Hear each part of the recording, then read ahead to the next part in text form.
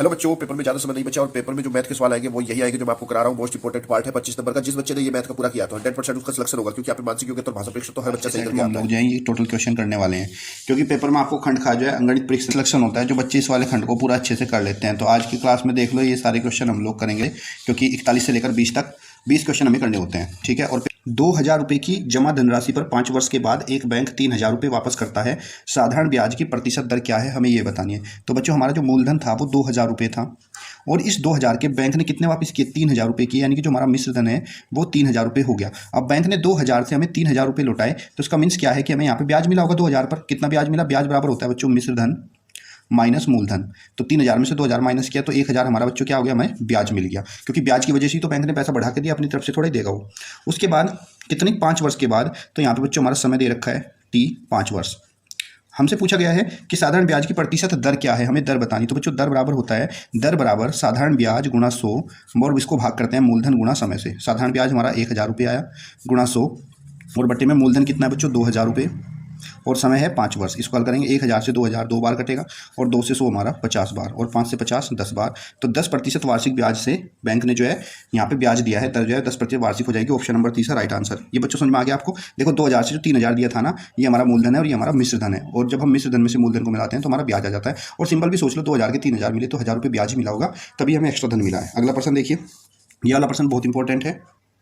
एक साबुन केस की लंबाई, एक साबुन है जिसकी लंबाई चौड़ाई ऊंचाई हमें दे रखी है, ये एक साबुन है, ठीक है, और इसकी लंबाई है 7 सेंटीमीटर, और चौड़ाई है इसकी 5 सेंटीमीटर, और ऊंचाई है 2.5 सेंटीमीटर, और इनको एक डब्बे के अंदर रखना है। ठीक है, 56 सेंटीमीटर लंबे, 24 सेंटीमीटर चौड़े और 25 सेंटीमीटर ऊंचे कार्डबोर्ड के बॉक्स, एक ये बॉक्स है हमारे पास बड़ा, इस बॉक्स के अंदर इन छोटे साबुनों को रखना है। और यहाँ पे बॉक्स की लंबाई दी गई है हमें 56 सेंटीमीटर, और इस बॉक्स की चौड़ाई है 40 सेंटीमीटर, और ऊंचाई है 25 सेंटीमीटर। हमें बताना है इस बॉक्स के अंदर ये कितने सारे साबुन को हम रख सकते हैं, कितने साबुन इसके अंदर आएंगे। तो देखो, आपकी जो साबुन है ये भी घनाभ के आकार की है, और बॉक्स है ये भी आपका घनाभ के आकार का ही है।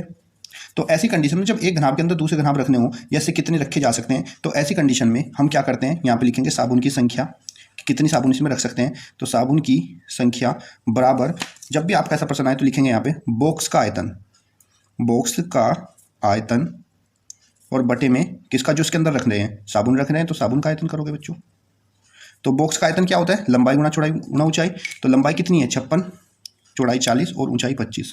और साबुन का आयतन करेंगे तो साबुन की लंबाई चौड़ाई ऊंचाई, लंबाई 7, चौड़ाई 5, और ऊंचाई कितनी है 2.5। पर आपको बच्चों ये ध्यान रखना है कि यूनिट यहाँ पे सेम है, लेकिन इस सवाल में तो हमारी पहले यूनिट सेम थी, इसलिए हमें कोई दिक्कत नहीं, क्योंकि देखो ये भी सेंटीमीटर, ये भी और ये भी सेंटीमीटर, यानी कि यूनिट सेम होनी चाहिए। नहीं है तो फिर हम उसको एक जैसी बनानी पड़ेगी। अब इसको हम हल करेंगे, काट देंगे, 5 से 40 कटेगा, 5 अठे 40, 7 अठी 56, और देखो यहाँ पे 25 है, और यहाँ पे नीचे जो है 2.5 है, तो नीचे से ये दशमलव हटेगा, तो ऊपर की तरफ 10 से गुणा कर देंगे। अब इसको हल करेंगे, 25 ही कम 25 गुणा कर देंगे, 8 अठी 64 गुणा में 10, 64.640। तो इस बॉक्स के अंदर ये कितनी साबुन हम रख सकते हैं, 640 साबुन रखते हैं। ऑप्शन नंबर 2 आपका राइट आंसर आएगा। बस आपको ध्यान रखना है बच्चों, जब भी हमारा किसी एक घनाभाकार बर्तन के अंदर दूसरा घनाभ या फिर घन कुछ ऐसा रखना हो, तो ऐसी कंडीशन में इसके अंदर ये कितनी वस्तुएं आ सकती हैं, उसके लिए जो बड़ा बॉक्स होगा जिसके अंदर रख रहे हैं, उसके आयतन को हमेशा भाग करेंगे जिसको अंदर रख रहे हैं छोटे वाले के आयतन से। ठीक है बच्चों, मुझे उम्मीद करता हूँ आपको समझ में आ रहा होगा। वीडियो को लाइक करते चलिए। अगला प्रश्न देखिएगा। एक प्रश्न आपका ग्राफ का पेपर में हर बार आना ही आना है, ये तो 100% निश्चित है। ठीक है, अब सबसे पहले आप लोग क्या करोगे, इस ग्राफ को ध्यान से पढ़ोगे। इस चार्ट में कहा है कि कितने अभ्यर्थियों ने 20 से अधिक अंक पाए हैं। 20 से अधिक, तो देखो यहाँ पे 20 से 30 यहाँ से शुरू होता है 20 का, तो 20 से 30 में कितने हैं, 7 अभ्यर्थी हैं। उसके बाद 30 से 40 हमारे 4 अभ्यर्थी हैं, फिर 40 से 50 हमारे 2 अभ्यर्थी हैं, और 50 से 60 हमारे 1 अभ्यर्थी है। इसने कहा कि 20 से अधिक बताने हैं, तो 20 से अधिक में 20 वाले तो आएंगे, और साथ ही जितने भी ज़्यादा हैं वो भी आ जाएंगे। इन सबको हम प्लस कर देंगे, 7 4 11 12 13 और 1 14। तो 20 से अधिक जो अभ्यर्थी हैं वो 14 अभ्यर्थी हैं। ऑप्शन नंबर आपका 4 राइट आंसर आ जाएगा। ठीक है बच्चों, ये जो यहाँ पे लिखा रहता है, जैसे ऐसे लिखा है ना 0 से 10, ये आपका अंतराल यहाँ पे दिखाई दे रहा होगा। तो 0 से 10 का मतलब है कि इसके अंदर 0 से लेकर 9 तक की संख्या आएंगी, इसके अंदर 10 नहीं आएगा, 10 जो है वो अगले में आएगा। जैसे यहाँ 10 से 20 है, तो इसका मतलब है कि 10 से और 20 के अंदर जो है संख्याएं आएंगी 10 से लेकर 19 तक की। 20 इसके अंदर इंक्लूड नहीं होता, इसलिए इसने कहा 20 से अधिक। तो 20 से अधिक में हमारा 20 से 30 यहाँ पे 20 आएगा, और 29 तक आएंगे, और 20 से अधिक का ये भी 20 से अधिक है, ये 30 से 40 ये भी 20 से अधिक है। तो यहाँ पे कितने अभ्यर्थियों की संख्या ये इस वाले लाइन पे दी हुई है आपको वाई एक्सिस पे, यहाँ से हम इनको जोड़ लेंगे और पता चल जाएगा 20 से अधिक जो हमारे 14 अभ्यर्थी हैं। ठीक है बच्चों, अगला प्रश्न देखिए, प्रश्न संख्या 45। मोहन ने एक बैल 480 रुपये में खरीदा, जिसमें मूल्य पर हम खरीदते हैं बच्चों वो हमारा क्रय मूल्य होता है, जिसको हम कॉस्ट प्राइस भी कहते हैं। ये हमारा है 480 रुपये में खरीदा और इस पर उसे 12% का लाभ हुआ। प्रॉफिट प्रतिशत जो है वो 12% है कि उसे कितने में बेचे कि उसे 12% का लाभ हो जाए। उसको कितने में बेच रहा है, विक्रय मूल्य हमें बताना है कि विक्रय मूल्य हमारा क्या होगा। पढ़ लिया बच्चों, प्रश्न समझ में आ गया। अब देखो विक्रय मूल्य होता है कि सेलिंग प्राइस, और जब हम बच्चों सेलिंग प्राइस निकालते हैं तो सेलिंग प्राइस बराबर हमारा सूत्र याद रखना है 100 प्लस लाभ प्रतिशत बटे में 100 और गुणा में हमारा क्रय मूल्य। तो 100 प्लस लाभ प्रतिशत है 12, तो 100 प्लस 12 112 गुणा क्रय मूल्य कॉस्ट प्राइस है 480 और भाग हम इसको 100 से करेंगे। तो 100 से भाग करते हुए यहाँ पे देखो जीरो है, जीरो से जीरो हमारा कैंसिल हो जाएगा। अब इसको हम कट करेंगे यहाँ से, किससे हो जाएगा हमारा 2 से, 2 पंजे 10, 2 पंजे 10 और 2 छिक 12, कितना हुआ 56 गुणा 48 बटे में 5। 56 और 48 की गुणा करेंगे, 56 और 48 की गुणा करने पर हमें यहाँ से मिल जाएगा 2688, 2688 और भाग हम किससे 5 से करेंगे। तो 2688 को 5 से भाग करेंगे, 5 से भाग करने पर हमें मिलेगा 5 पंजो 25, 6 में से 5 गया 1 8, 5 दिए 15, 8 में से 5 गया 3, उतार लिया 8, 5 सते 35 बचा 3, दशमलव लगाया 0, 5 छंग 30, तो कितना हो गया 537 रुपये 60 पैसे इसका मूल्य हो जाएगा। यानी कि 537 रुपये 60 पैसे का वो इसको बेचेगा। ऑप्शन नंबर आपका तीसरा राइट आंसर होगा। ठीक है बच्चों, अब ध्यान रखिएगा अगर यहाँ पे ये हानि कहता तो जहाँ पे हमने 100 प्लस लाभ प्रतिशत लगाया सूत्र में यहाँ पे 100 माइनस हानि प्रतिशत हो जाती, बस बाकी सेम ही रहेगा। अगला प्रश्न 3 7 अंकों से बनी बड़ी से बड़ी एवं छोटी से छोटी संख्या का अंतर क्या होगा, हमें ये बताना है। ठीक है बच्चों, तो यहाँ ध्यान से देखिए बच्चों आप प्रश्न, बड़ी से बड़ी अंक है हमारे पास, एक 5 है, 3 है और 7 है। जब हम दिए गए अंकों से बड़ी संख्या बनाते हैं तो बड़ी संख्या बनाने के लिए हमें अंकों को घटते हुए क्रम में लिखना होता है। मतलब कि पहले सबसे बड़ा अंक 7 है, उससे छोटा अंक हमारा 5 और उससे 3, तो सबसे बड़ी संख्या अंकों से 753 बनेगी। और अगर सबसे छोटी संख्या की बात करें तो इन्हीं अंकों को हम बढ़ते हुए क्रम में, यानी कि इसका उल्टा लिख देंगे 3 5 7, ये सबसे छोटी संख्या बनेगी और इनका अंतर पूछा है। अब बड़ी संख्या में से छोटी को माइनस कर देंगे, 13 में से 7 गया 6, 4 में से 5 जाएगा नहीं तो एक हासिल लेंगे 14, 14 में से 5 गए 9 और 6 में से 3 गया 3, कितना हो गया 396। तो बड़ी से बड़ी और छोटी छोटी संख्याओं का अंतर जो है 396, ऑप्शन नंबर 4 आ जाएगा आपका। अगला प्रश्न देख लीजिए, प्रश्न संख्या 47, ये बहुत ही इंपॉर्टेंट प्रश्न है। 4 कुर्सी का मूल्य 3 मेज के मूल्य के बराबर है। एक मेज का मूल्य ज्ञात कीजिए, यदि एक कुर्सी का मूल्य 3600। तो यहाँ पे देखो 4 कुर्सी जो है 3 मेज के बराबर है, तो यानी कि 3 मेज जो है, 3 मेज का मूल्य बराबर किसके है बच्चों, 4 कुर्सियों के बराबर है। और हमें एक कुर्सी का मूल्य दिया गया है 36, तो 36 जब मूल्य दिया गया है तो 3 मेज का जो मूल्य है वो 4 कुर्सियों के बराबर है। एक कुर्सी का मूल्य है 36 रुपये, तो 4 में हम 36 से गुणा करेंगे तो ये हमारे पास बच्चों 3 मेज का मूल्य आ जाएगा। ठीक है, ये आ जाएगा हमारा 4 6 24, 4 3 12 13 14, तो 3 मेज का मूल्य हमें मिल गया यहाँ से 144 रुपये। अब हमें बताना है एक मेज का मूल्य ज्ञात कीजिए। अब एक मेज के मूल्य के लिए, जब 3 मेज का मूल्य ये हमारा, तो एक मेज का मूल्य के लिए जो 3 मेज का मूल्य हमारा आया है 144, इसको आप क्या करोगे 3 से भाग कर दोगे, 3 चौक 12, 3 8 24, तो एक मेज का मूल्य आपका 48 रुपये आ जाएगा। ऑप्शन नंबर 1 आपका राइट आंसर। अगला प्रश्न देखिए, प्रश्न संख्या 48। प्रश्न संख्या 48 बहुत अच्छा प्रश्न है। आपको विषम संख्या बताना है, कौन सी बनेगी सबसे, वो भी कौन सी, सबसे छोटी। तो बच्चों सबसे छोटी विषम संख्या बनानी है। तो विषम संख्या बनाने के लिए नियम ये है कि आपका जो इकाई अंक है, इकाई मतलब जो सबसे बाद का अंक होता है, वो आपका सम नहीं होना चाहिए। तो यहाँ पे देखो अंक दिए गए हैं 1 0 3 4 और 5, और सबसे छोटी संख्या बनानी है। तो सबसे छोटी संख्या बनाने के लिए सबसे बड़ी विषम संख्या देख लो इनमें कौन सी है। सबसे बड़ी विषम संख्या हमारे पास कितनी है बच्चों, 5 है। तो जब सबसे बड़ी विषम संख्या हमारी 5 है तो इकाई अंक पे हम यही संख्या लेंगे विषम, और वो भी सबसे बड़े वाली, क्योंकि जब हम छोटी संख्या बनाते हैं तो इकाई अंक सबसे बड़े वाला अंक लेते हैं। ठीक है, अब यहाँ देख लीजिए, अब बाकी की जो संख्या है उनको हम बढ़ते हुए क्रम में लिखेंगे। तो बाकी के अंक हमारा कितना है, 1, उसके बाद हमें 0 लेना है। 0 को कभी पहले मत लेना, क्यों नहीं लेंगे वो बताऊंगा। 1 0 3 4, तो हमारा ये अंक हो जाएगा, क्योंकि हमें कितने की बनानी है बच्चों, हमें संख्या बनानी है सबसे मिलकर। लेकिन अगर मैं यहाँ 0 पहले ले लेता हूँ, देखिए मैं लिख के दिखाता हूँ 0 1 3 4 5, तो ऐसी कंडीशन में ये संख्या हमारी कुल 4 अंकों की रह जाएगी, 5 अंकों की संख्या नहीं बनेगी, और हमें तो इनसे 5 अंकों की संख्या बनाती है। इसलिए 0 को कभी शुरू में नहीं लेंगे, क्योंकि शुरू में 0 जो होता है ना वो अर्थहीन होता है। अगर मैं यहाँ पे 325 लिख दूँ, उसके आगे 0 लगा दूँ, तब भी 325 ही रहेगा। इसलिए कभी भी हम कोई भी छोटी संख्या लिखते हैं उसकी कंडीशन में हमारा 0 हमेशा उसके सेकंड नंबर पे ही आएगा, जो भी हमारा सबसे छोटा अंक है उसके सेकंड नंबर पे। इसलिए तो आपकी संख्या हो जाएगी 10,345। ये विषम संख्या है और सबसे छोटी है जो इनसे बनेगी। अगला प्रश्न देखिए, प्रश्न संख्या 49 है कि स्टार के स्थान पर कौन सी संख्या लें अगर 56 स्टार 990 3 से पूर्णतः विभाजित हो जाए। तो बच्चों 3 से वही संख्या विभाजित होती है जिसके अंकों का योग 3 के पहाड़े में आ जाता है, यानी कि 3 से पूरा पूरा कट जाता है। तो पहले हम क्या करेंगे, जो हमें दिए गए अंक है इनका योग निकाल लेंगे, 5 6 8 9 और 0, इन सबको हम जोड़ लेंगे। ये हो जाएगा हमारा 5 6 11, 11 और 9 20 और 8 28, तो इन सबका योग कितना हो गया 28। लेकिन हमारा ये तभी पॉसिबल है 3 से विभाजित होना जब इन संख्याओं का योग पूरा 3 के पहाड़े में आता हो। ठीक है। तो यहाँ पे क्या आया हमारा योग 28 आया। अब यहाँ पे कोई एक ऐसी संख्या रखनी है स्टार की जगह पर कि उसे रखें और इसके योग में 3 के पहाड़े में आ जाए संख्या। तो 28 तो 3 के पहाड़े में नहीं आता, तो 28 से जस्ट ऊपर वाली जो संख्या होती है वो 30 होती है, 3.30 जो 3 के पहाड़े में आ जाती है। तो इसके लिए हम क्या करेंगे बच्चों, जो हमारे 3 के पहाड़े में आती है 28 ऊपर वाली संख्या, उसको में से इसको माइनस कर देंगे। 30 माइनस 28 कितना बचा हमारा 2। तो स्टार के स्थान पर क्या आएगा बच्चों, हमारा यहाँ पे 2 आएगा। ऑप्शन नंबर 3 आपका राइट आंसर। आप देख भी लो, अगर यहाँ पे स्टार के स्थान पर 2 रखूंगा तो 28 2 कितना हो गया 30, तो इनका योग वो संख्या बन जाएगी जो 3 के पहाड़े में आ जाती है। अगला प्रश्न देख लीजिए, प्रश्न संख्या 50। जितना ध्यान से आप बच्चों प्रश्न को पढ़ोगे उतनी अच्छे से आपको सवाल जो है समझ में आएंगे। तो सबसे पहला काम होता है कि प्रश्न को बहुत ध्यान से पढ़ना।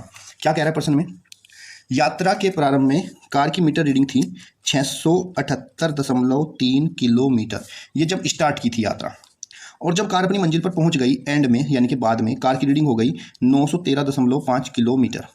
हमें बताना है कि कार ने कुल कितनी यात्रा की। तो बच्चों कार ने यात्रा की, तो जो अंतिम रीडिंग थी जहाँ पे जाके रुके 913.5 और जो प्रारंभिक रीडिंग थी 978.3, अंतिम रीडिंग में से प्रारंभिक रीडिंग को माइनस कर देंगे। 5 में से 3 गया 2, 13 में से 8 गया 5, 10 में से 7 गया 3 और 8 में से 6 गया 2। कितना हो गया 235.2 किलोमीटर। तो गाड़ी ने यात्रा की है 235.2 किलोमीटर। ऑप्शन नंबर 4 आपका राइट आंसर होगा।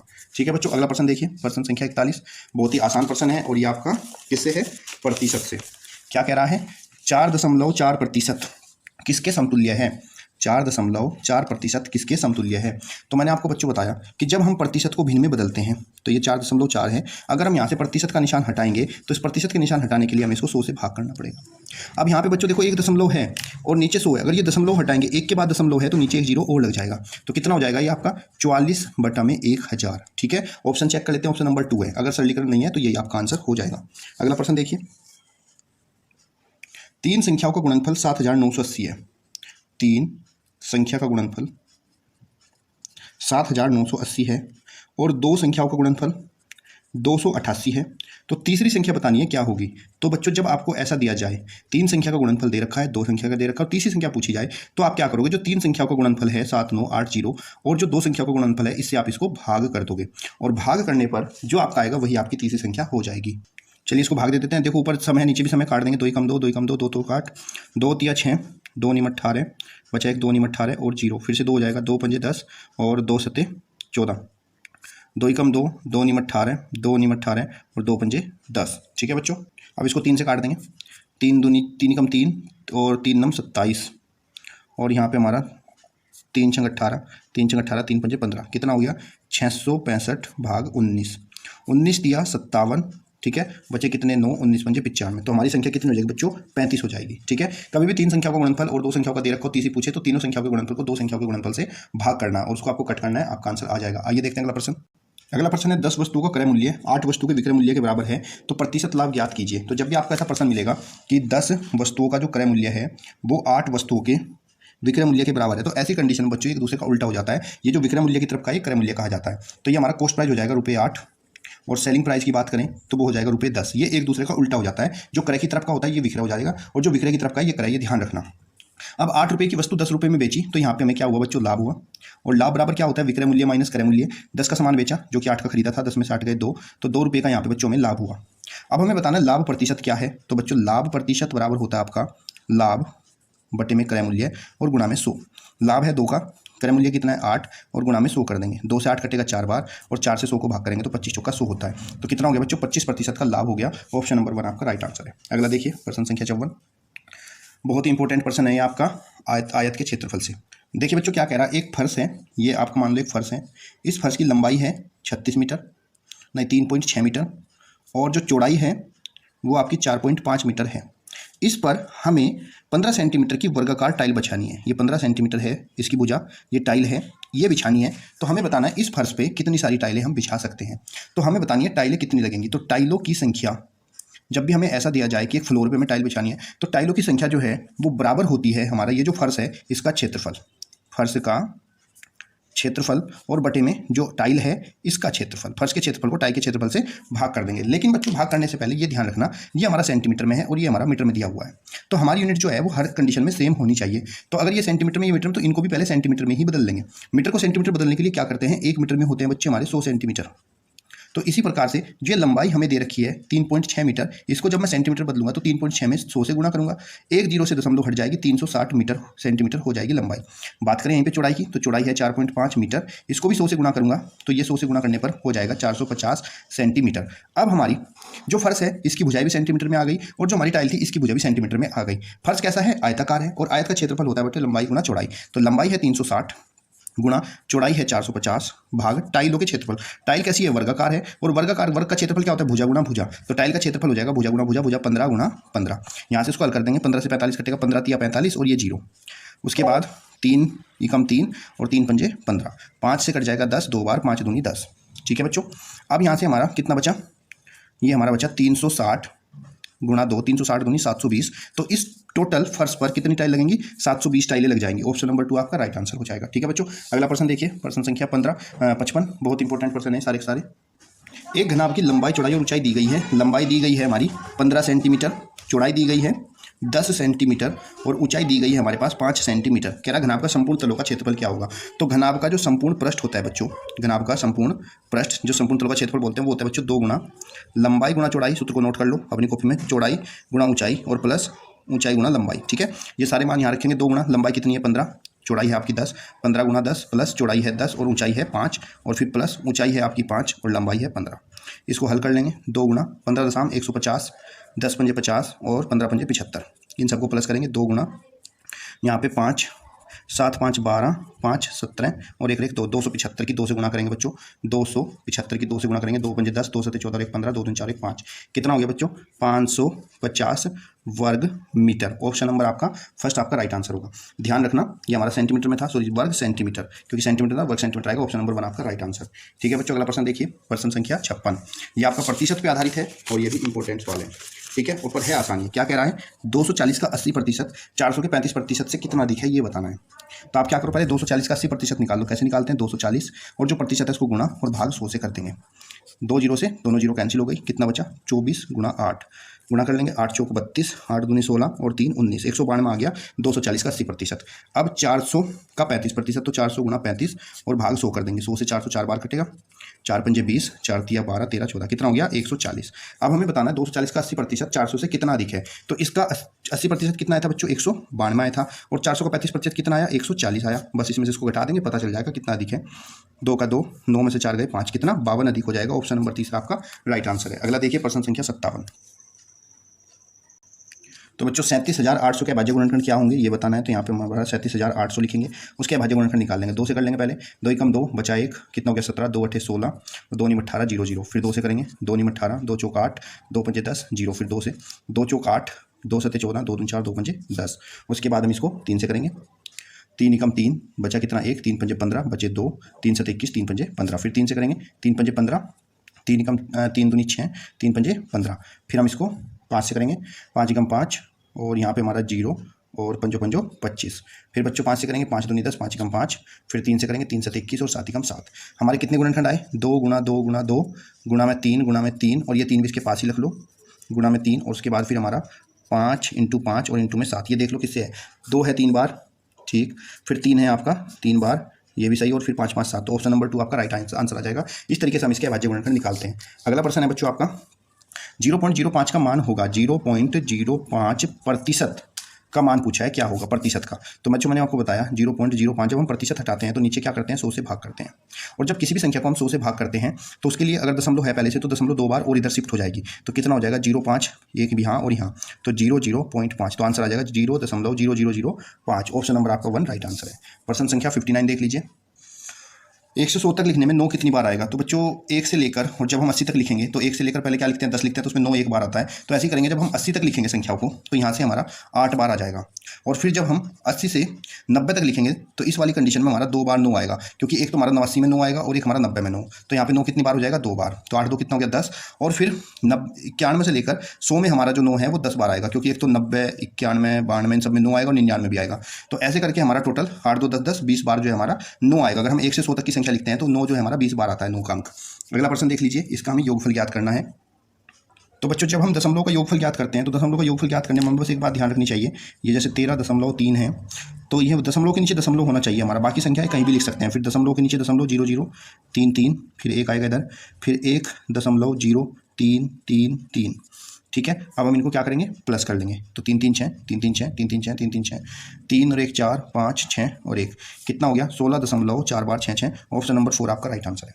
0.50 प्लस 0.15 भाग 0.05 गुणा 2/7, इसको हमें हल करना है और सरल करके बताना है हमारा क्या उत्तर आएगा। तो यहाँ पे बच्चों हम क्या करेंगे, पहले हमें बोर्ड मास लगाना है। बोर्ड मास में पहले हम क्या करते हैं, भाग, फिर गुणा, फिर जोड़ते हैं और फिर घटाते हैं। इस तरीके से आपको करना है। तो चलिए शुरू हल करते हैं। 0.50 प्लस यहाँ पर हम इसको भाग करेंगे, तो भाग करते हुए आपको देखना है, देखो बच्चों यहाँ भी 2 के बाद ही दशमलव है और यहाँ भी 2 संख्याओं के बाद ही दशमलव है। सो ये दशमलव से दशमलव कट जाएगा। कितना हो जाएगा, 15 को 5 से भाग करेंगे तो 5 दिया 15, 15 को 5 से भाग करेंगे 3 आएगा। तो 0.50 प्लस 3 और गुणा में 2/7 होएगा। अब इससे पहले हम क्या करेंगे, ब्रैकेट को हल करेंगे। तो 0.50 प्लस 3 इनको जोड़ेंगे तो ये 3.5 हो जाएगा। जोड़कर 3.5 गुणा 2/7, 3.5 की हम 2 से गुणा करेंगे। 2 से गुणा करने पर कितना मिलेगा, 2 पंजे 10, 2 तिया 6 और 1 7, 7.0 भाग हमारा कितना 7, ये बटे में बच्चों 7 है यहाँ, 7 से 7 काट देंगे तो बराबर कितना 1 उत्तर आ जाएगा। तो इसको सरल करने पर हमारा आंसर नंबर फर्स्ट जो है ऑप्शन आ जाएगा 1। अगला प्रश्न